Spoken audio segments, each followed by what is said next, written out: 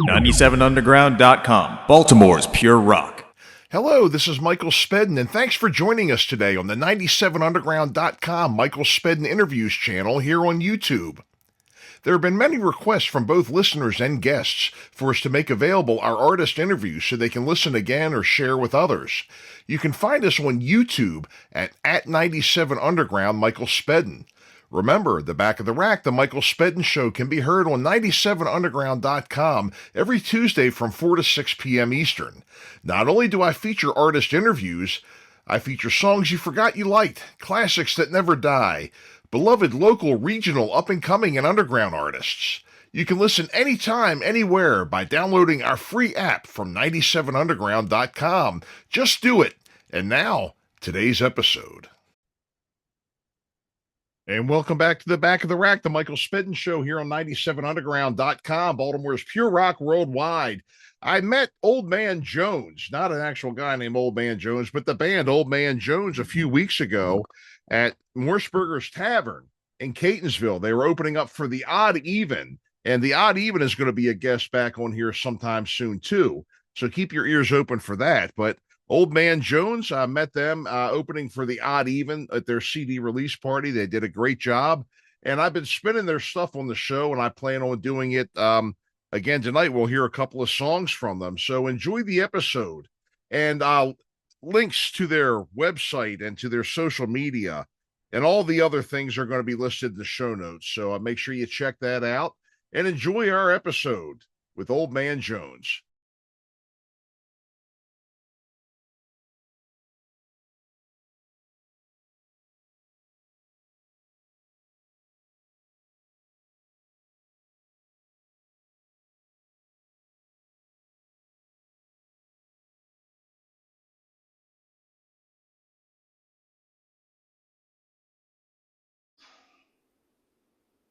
And welcome back to the Back of the Rack, the Michael Spedden Show here on 97underground.com, Baltimore's pure rock worldwide. We're here tonight with Old Man Jones, a band from Fallston that I met a few weeks back. They were playing at the Odd Even CD release party at Morseburger's. That was a great lineup of bands that night. And I got to tell you, we were talking a little bit off the air about, going to a show and, making sure you stick around for everybody. That night, I have to say, was definitely a night where you would want to do that. I didn't want to, because I enjoyed everybody that played. You all did a hell of a job. So I'll shut up and I'll introduce you. We have John Amoriello, we have Kyle Ragan, and we have Chris Moonahan here. So welcome, fellas. How are we tonight, huh? Good. How are you? Very good. Thanks for having us. Yes, absolutely. Absolutely. All about supporting the scene and getting out and finding new bands or new to me bands. And, trying to get them out there for everybody else to hear, as you know, this show has it's a 2-hour show, about a half hour of it is dedicated strictly to locals and indies from this area, and, because there are a lot of bands out there like yourselves doing a hell of a job. So welcome guys. It's good to have you today, as I said. And, so I'll shut up and let you all tell us what's going on, huh? Well, thanks for having us, man. Yeah. We appreciate what you guys do. Supporting local music is huge, and that's kind of where we come from as well, is working with other local bands. So we really appreciate the mission you're on here. So thank you. Yeah, I mean, getting out to see bands is like a feat when you're in our age with kids and stuff like that. So Yeah. It's like a bowling night, man. You're going out and you're having a blast. I didn't want to go home. That was a good night. Oh yeah, definitely. I understand what you mean about the having being more difficult as you get older. Yeah. And as you're playing, I would have to say, when you're getting older, as you're playing, it's harder to get your friends out. So you got to find new people somehow. We were just having this conversation. Yeah. We have a market, and Yeah, I always tell people our market is not kids. It's people with disposable income that need a date night. Come hang out with us. Exactly. Yeah. Let's rock and roll. We always that's about right. At the same table too, and the bartenders love them. Yeah. They have kids to get home to, but they're going to drink a lot and they're going to tip really well, and they're going to support the other bands as well, and then they'll go home. Sure. So when did this start? When did Old Man Jones come to be? Right. I mean, what would you say? Year-wise or how? Both. Both, all the Yeah. above. Probably, 2021? 2021, in the beginning of 2021, Yeah. John started working with us in the studio. We released the first album, Crashing Down, 2022. the beginning of 2022. And shortly after that, me and Kyle wound up playing in the band. Yeah. To give you the backstory there, Chris and I run a production studio, and we've been musical partners for a long time. Yeah. What's it called? Yeah, the production studio is Weatherly Productions. Oh, okay. Okay. And we're sitting in it now. Yeah. Oh, it's nice. Okay. Yeah, you're talking to us from there. So John originally came to us as a client, right? He had recently moved from a band he'd been with for a bunch of years, wanted to start a solo project, and became a client. We produced the first record, and then essentially it was just really easy for us to step in and play with him when he wanted to start playing out live. So we became part of Old Man Jones. It basically was going to be a recording project, and I didn't want to call it John Amoriello. And I was like, well, I'm old and I still Jones into play, so Old Man Jones. And Keep it simple. we were just recording and writing songs, and I'm like, you know what, it'd be really fun to take out live. So basically, their whole band was playing with me at one time, and we kind of condensed it to a 4-piece, and Kyle wanted to play bass, and yeah, I'm always looking for excuses to play bass. I've played guitar in fronted bands for most of my life. And playing bass is a lot more fun these and then days. as soon as the first time was done, we had a show maybe like 2 months after that, Yeah. and then we started working on album number 2. And that's done. That's the one you have, and we're working on number 3. Well, great. I mean, you're definitely putting out good material. You're definitely putting out good material. You know, I got to hear it, and you really played a good set the other night, for sure. Now, you and I were talking, a bit early, at that show that night, really, because you and I were talking, the Rage, Maxwell's, a bunch of the other clubs. Yeah, me, that's right, yeah. Right now, where did you come up, and who were some of the folks you played with years ago? I'm those a days. little older, so I remember. You remember Lost Angels with Mickey Cachella's band, and Certainly, yeah. God rest his soul, he passed away. He had that David Lee Roth cover band. A Van Halen cover band on the side. Yeah. His name was Dennis. What was it? Yeah. I don't remember his last name. It was Dennis. Yeah, I remember him too. He had a was band, good. Bombshell Beach, I think they were called. Is that right? I think so. Yeah. I remember playing with them and Deep Six. I remember that band name for some reason. And then Mary Suicide. Rock. Sure. And God, there was one more that stuck out. It'll come to me. But yeah, I remember playing the Rage and Maxwell's with them. And I was like 16. Yeah. And I actually played bass. We didn't need 2 guitar players. Like, you're better than me. I'll play bass. Usually how it works, Sometimes, yeah, back in those days. But some people go back and forth and stuff like that. But it's you can always kind of tell when you got somebody playing their second instrument up there. Not that it's off, but it's done a little. I'm a bass player originally. I play guitar, but I'm really heavy-handed. There's other people up there that are very. You can tell they're a guitar player that converted to bass for different reasons too. So, you had some material that you wanted to share with our audience today, and the first song we have here is called "You Still Don't Know." We were going to play that. Tell us about that song. I gotta think real quick. You want the meaning behind it? Is anything. That was the one that was kind of more diving into my own psyche, maybe thinking that you kind of can gauge how people feel about you, and you take it wrong. You realize that person might not be the nicest person, so you kind of feel like they feel like towards them, kind of deal. Hence the word. I think in the lyrics I say. Okay, you got to help me out on this. I'm so bad at my lyrics. We won't be here to make it real, so you still don't know how I feel. So I'm like, we have to come together and make things happen peacefully and get along. But it seems it never happens. Right. That one's what that's about. Great. Well, here we go. Let's give it a spin.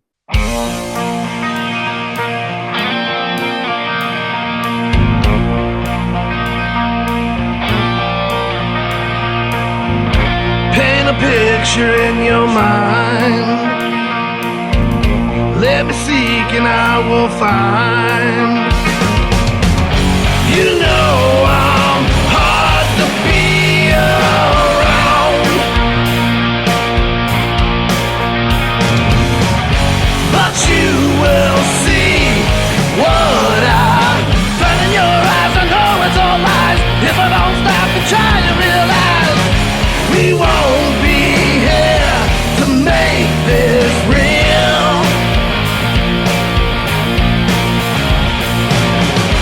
You still don't know how I feel.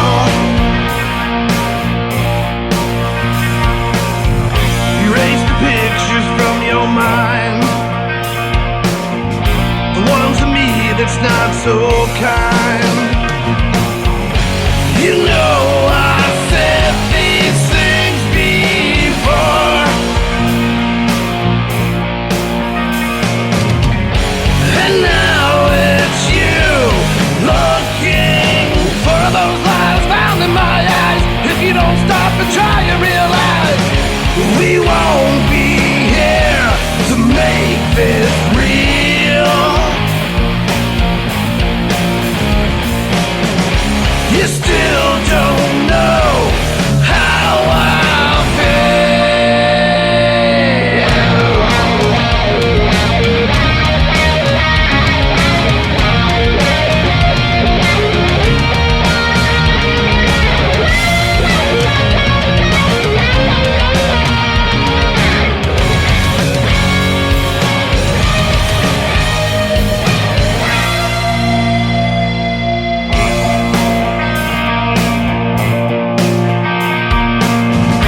Faded pictures in my mind, ones of you that made me blind to everything, looking for those lies found in our eyes. If we don't stop and try and realize we won't be here to make this real. You still don't know how I feel.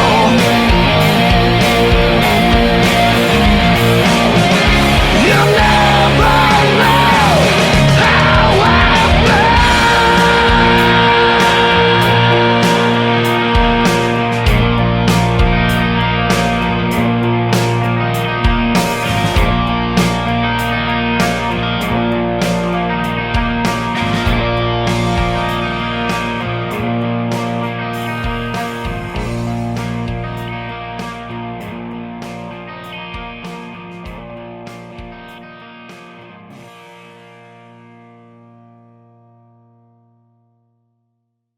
So that was great. And so you have been, again, I caught you at Morseburgers. Where have you all been playing in the area? Zen West quite a bit. Yeah. Over in Towson, and then Morseburgers, and That's pretty much it. We're fairly 2 years maybe. Well, playing. we just played out in Frederick. Oh yeah, at Frederick. Cafe Nola, which is a really cool spot. Yeah, that was awesome. They have a small little stage. They only mic vocals, but they set up little stage wedges for you. And Oh, sure. our guy there had that restaurant dialed in perfectly. I really actually enjoyed that show. We had people standing. We had a big crowd of people standing in front of us that you just get from walk-ins just because there's live music. Yeah. And it was a really cool scene to play at. Yeah, I would like to go We definitely back want to there. go back there one day. That was with shout out to Made for Meteors. Made for Meteors, yeah, another band that another Kyle client and of I ours. Yeah. produced. I think it's great that they had a good sound guy there who could make that work. Yeah. Because I would have to say, I guess obviously you two working in a studio, you know the good rooms and the bad rooms around here, and you know it's not a brass monkey for a long time. That's right. Oh wow! Yeah. Is that place still there? No. No. Okay, I remember. I think I played there from like maybe 05 until 08, maybe. I was what 06 until Wow. 06, 07, somewhere in there. 06 until like 09. Okay, yeah. Yeah, that place was that place was something else, you know. It was special. We'll call it that. Yeah. It was a good place to try out new material. Exactly. That was what we Exactly. looked at it as, like, it's And a I place got to. to drink some, play some tunes. How far was that from Hal Daddy's? Were they close to each other? I can't remember. No. No? No, that's farther away. Okay. Hal Daddy's was Lombard Street coming towards that was getting close to Hopkins Bayview, I think. Yeah. Brass Monkey was Upper Fells Point. Yeah. Yep. I don't think Yep. I've ever been there. Yep. It was a good place, but I got to tell you, Kyle, what you just said, it's a great place to try out new material. I let the owner hear me say that one time, and we got barred from that. I'm pretty sure I said it to his face at one point, but I don't know. Yeah. Maybe, Yeah, maybe he was just in the right frame of mind. Right. Well, we were there, and it was a dead night. And I said, well, at least we got some practice in. We got to work on some new stuff. He's like, what did you say? Get out of here. You're gone. You're barred. So It happened too often there. yep. Yeah. Advertised. He was a little grumpy. Sometimes, yes. Sometimes, yes. Yeah. But again, the stories that came out of there, Oh yeah. obviously we have our stories from it, which is great. So again, the Rage. Now you had mentioned playing at the Rage years ago, and my band, Yeah. was like furniture there. We were there all the time, and I think most of the local bands here usually got at least 2 or 3 shows a month out of that place. I think we only played it twice. Really? A little band called Swirl. Yeah, a long time ago. Mm-hmm. I remember it was kind of neat. It was Calvert Street, right? Yeah, Calvert at Lombard. It was 32 South Calvert. I remember going down to good beach memory. back in 1991 or 2, Mm-hmm. and my buddy's like, "How about why don't you leave Saturday instead of Friday? I'm going to see this band called Stone Temple Pilots play at the beach." I'm like, "Nah, I'm gonna go to the beach." I know. That one. Yeah, regret that one. I was there. So yes, STP played the Rage. Oh Back yeah, early 90s. Yep. they did. There were a few others that did play there before, but the thing was, it was like, okay, like this band is playing there. Well, okay, well, Yeah. half the people probably thought they were locals. They had never heard of them. And I learned my lesson that day, because after that, when somebody said, "Hey, this band's playing," I go and I looked out and saw the Deftones play the 8x10. Yeah. Yep. Yeah. So I learned my lesson on the STP one, so I definitely went to that. That was back in '96. Oh, okay. Yeah, a little bit later on. That I can remember the Rage just being that was a play. He was very fair about giving people a shot. Yeah. Yeah. It was on odd nights though. I think it was like a Tuesday or Wednesday. It wasn't like a weekend. Mm-hmm. It was always like Monday. I feel like it was a Tuesday or Wednesday. Right. I was in high school. Yeah. Well, they would let people play. I mean, they would. Yeah, you weren't supposed to drink in there at that age, but yeah, no drinking. But yeah, well, that was pretty well, especially if you were a girl. I mean, that those rules went out the window, especially at Hammerjacks and stuff, back in those days. Hammerjacks. Yep. Never played there. I had playing around FSU. I don't have the same localized stories because I'm That's originally right. from Florida. Yeah, So yeah. my stories revolve around Florida State University and circling that circuit of shows for a long time when I was younger. So Yep. Well, that's cool. Creed was coming up is when I was playing out in that area. Oh, okay. Great. Well, I'll tell you what, why don't we give another one of your songs a spin here? Another one that you sent us to play today is Hold On to This One. What can you tell us about this tune? This one's, it's more, what would you say, more bluesy? This song was the first development away from what we were doing with the first album. The first album is cohesive across the entire album. There's a lot of similarities from song to song. The developments are a little less subtle. Hold On to This One and the title track Shine Your Light were the first two where we really started playing around with a lot of different arrangements and a lot of different instrumentation as well. Yeah, the production took a jump on these songs. I think so, yeah. Became a little more clarified. We started adding the acoustic element into like tucked underneath the guitars just to add a certain other level of depth. And you'll hear right off the bat on this one, it's a little more laid back in the pocket. It's, we weren't afraid on this record to push things back a few BPM and let them kind of feel behind the beat a little. That really, it sits well with John's writing style. Yeah, it really does. And it makes it a little more swampy, a little more bluesy, along with the rock edge. Yeah. Which was just fun. It was a fun dynamic to play with, and it's all over the second record. And so it paved the way for like the next 4 or 5 songs. Once Hold On to This one was done, John was coming in and just cranking out new songs left and right. Yeah. Yeah, I definitely dig it. It's one of my it's one of my favorite to play, personally. And Not great. mine. It's one of my favorites on the album, but I play the same thing that he plays. I don't like doing that. the song's about, I guess, when you get a girl in your life, and you better hold on to this one. Better hold on. Everybody says that. That's what everybody ever says. But in reality, I equated it where if I could ever make a video for it, it would let you allude to that. But then in reality, I'm talking about my favorite guitar. Yeah. Walk right past the girl to pick my What guitar more up. do you need? What do you need? Better hold on to this one because I got rid of a lot of them. First thing taken out of the house in the fire, right? Yeah. Great. Well, let's give her a spin here. This is Hold On to This One.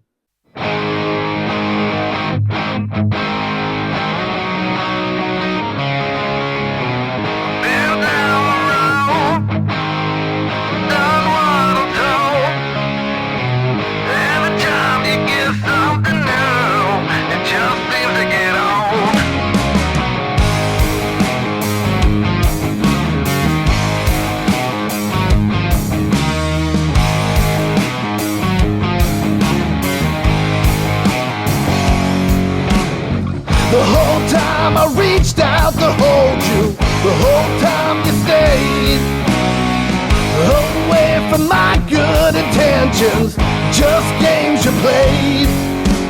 Alone time is all that you needed, and alone I prayed for this to be just a bad dream in the bed I made. Hold on to this one. Hold on and pray. Hold on to this one. That's all they ever say.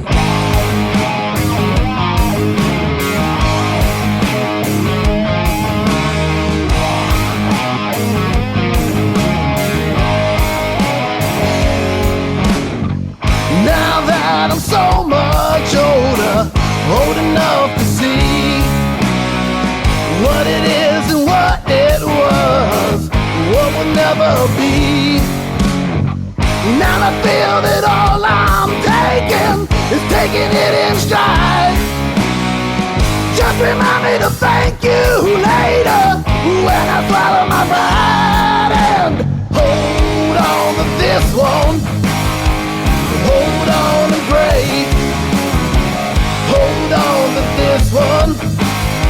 For just one more day.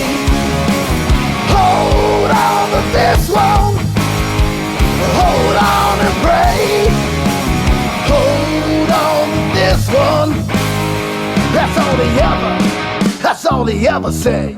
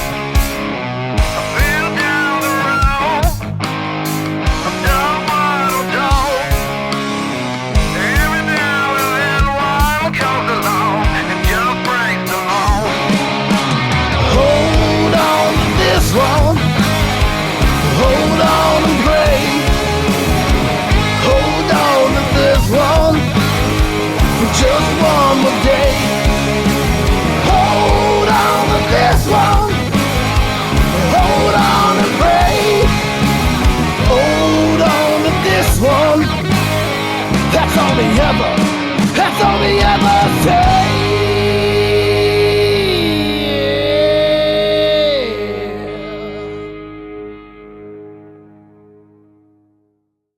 Well, it's been great talking to you today. I mean, that was a great song. Hold on to this one. I really enjoyed that. So, where can people go to find out more about Old Man Jones? You have, if you want to tell us your social medias, any websites, Yeah, where we can get your probably need to CDs get and more merch. active with that. But Mhm. sorry, Facebook, Old Man Jones, Instagram, I think it's OMJ underscore Amarillo for now. But then we have our YouTube channel. Everything's on there. You can listen to music. There's some videos. There's some, there might be some, what are them things called on YouTube? Shorts. There might be some shorts on there. Yep. And then I think oldmanjones.bigcartel.com is where you can go to get like merch. Okay, oldmanjones.bigcartel. .com. And then And then the records, obviously the first record, Crashing Down, the new record, Shine Your Light, they're available on all streaming platforms. You can go out to Apple Music, whatever your favorite platform is, they're there. Right. Yeah, well, we had just kind of been talking about flyering and things like that back in those days. None of this social media was around back then, so you had to get out there and pound the pavement to get people to the shows. And the club owners, it was expected that you were doing that too. Oh yeah, that was fun. A lot of those were the days of pay to play. You owed the house $50 or whatever it was, and they gave you tickets. Once you get those tickets, you can do whatever you want, but you still had to pay the house $50 to play there. Yep. Yeah, it gave me an excuse to walk through FSU's campus handing out flyers. I mean, that was what I enjoyed. So. Hey, from what I heard about FSU, that probably wasn't a bad deal, huh? No, it wasn't. It wasn't a bad deal at all. It was great during the summer. Well, yeah, that's what I was getting at. That's what I was getting at. That was the fun part of it. I mean, and I think that's just one thing that's sort of missing today is there's a bit of a disconnect where, and tell me if you agree, you hand somebody a flyer and you speak with them versus sending something out there that people can just swipe past. Yeah, I just had this conversation with a friend of mine who does a lot of social media marketing. And her question to people were, why aren't you utilizing social media as much as you should be?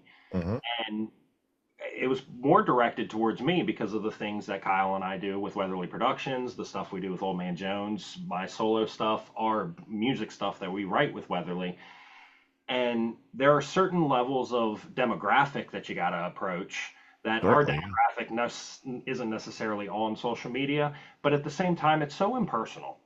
I would literally walk up to my work people, which I get at least 9 of my work people to come out to the show. Now, if I sent them a text message and said, hey, I'm playing this Friday, you guys should come out, no one's showing up. If I'm sitting down on a job site or at lunch with my people and I'm like, hey, what are you guys doing this weekend? And we're having this conversation and you can see their level of interest. Right.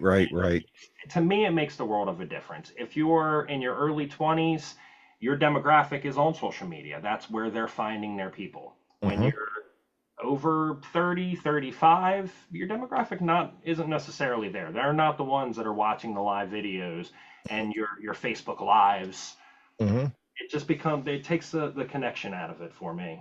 Yeah, for me, it's just a matter of there's been a transition of audience, right? Yeah. If you're under 35, your audience is your online following. Yes. And that's where those people are going to find new music. They're not going out to clubs listening to bands to find new music. People over 35 still do because they still enjoy that interaction. And that's the market we go after. Therefore, our online focus just isn't what you would see with younger bands. Right. Yeah, I agree. It was a completely different world. And even in the decade when I wasn't performing, I noticed it too. You'd be giving out flyers. Everybody's having a party, passing your flyers around and, hey, I'll check this out. I would come out to Flyer in 2005. People looked at me like I was coughing on them or something, like, oh, what is that? You wasted paper. Right. The trees. The trees, exactly. So, Old Man Jones, come check him out whenever you get a chance to. check them out on Facebook, on YouTube, on Instagram. You can also, of course, hear them here on 97underground.com, Baltimore's Pure Rock Worldwide. So, fellas, thank you very much for joining us today. It's been great having you. I really enjoyed your set the other night. I hope to see you some more, and definitely hearing more of your material and everything. So, thanks again, fellas. And folks, thank you all for listening. We'll be back right after these words. Thank you. Back of the Rack, the Michael Spedden Show here on 97underground.com. Back right after these words. And thanks again for listening to 97 Underground, the Michael Spedden interviews. And we hope you enjoyed today's show.